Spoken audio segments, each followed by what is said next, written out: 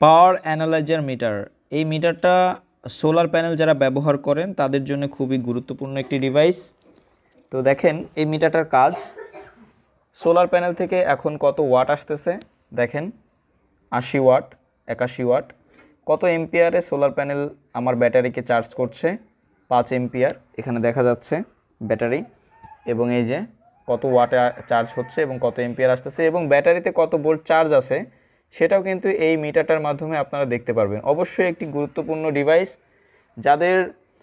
যারা এই ধরনের অ্যানালগ চার্জ কন্ট্রোলার ব্যবহার করেন তাদেরও এটা প্রয়োজন।